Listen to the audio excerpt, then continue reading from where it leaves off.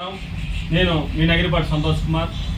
ఈరోజు మాట్లాడే అంశం ఏంటంటే, ఇవాళ మార్నింగు మినుకు రెడ్డి అనే వ్యక్తి ఫేస్బుక్లో దుద్యాల జయచంద్ర గారి గురించి, మరి అదేవిధంగా దుద్యాల అనితా దీప్తి గారి గురించి తప్పుడు వ్యాఖ్యలు చేయడం జరిగింది. నేను ఆ తప్పుడు వ్యాఖ్యలు తీవ్రంగా ఖండిస్తూ 35 సంవత్సరాలుగా నిర్విరామంగా దుద్యాల జయచంద్ర అనే వ్యక్తి, మన దుద్యాల జయచంద్ర గారు మన రైల్వే కోడూరు నియోజకవర్గంలో అతను సొంత డబ్బులు పెట్టుకొని ప్రజల కోసం, మరి అదేవిధంగా దళితుల కోసం, మాదిగల కోసం కష్టపడినారు. దుద్యాల జయచంద్ర గారి గురించి నీకేం తెలుసని మాట్లాడుతున్నావు అని చెప్పి నేను సూటిగా ప్రశ్నిస్తాను. మరి అదేవిధంగా మన దుద్యాల శ్రీమతి అనితా దీప్తి గురించి మాట్లాడినారు.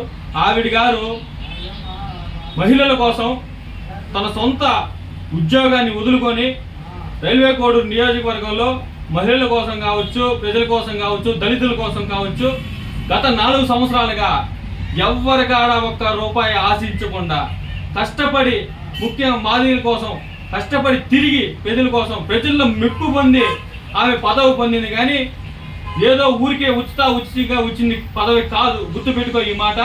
రెడ్డయ్య గారు, నువ్వు ఇన్ని రోజులు నీకు దళితులు కనపడలేదు, మాదిగలు కనపడలేదు. నువ్వు బాగున్నప్పుడు ఈరోజు నీ సమస్య వచ్చిందన్నావు. ఆ సమస్య మేము తీరుస్తామని చెప్పి 5 రోజులు ఉన్నా కూడా నువ్వు రాలేకపోయినావు. అది నీ తప్పు.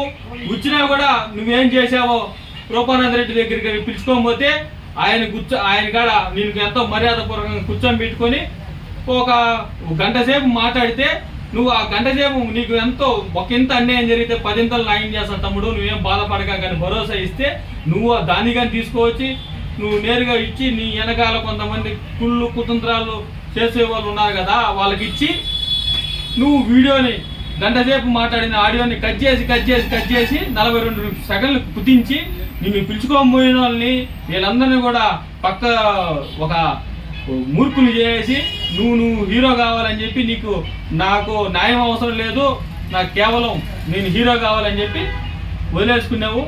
నేను మళ్ళీ కూడా చెప్తాను, ఈ రోజు కూడా నువ్వు వస్తా అని చెప్తే, నువ్వు వస్తావు నాకు న్యాయం చేయని చెప్తే నీకు న్యాయం చేసేదానికి మా ఆత్మసాక్షిగా మేమంతా కూడా రెడీగా ఉన్నాము.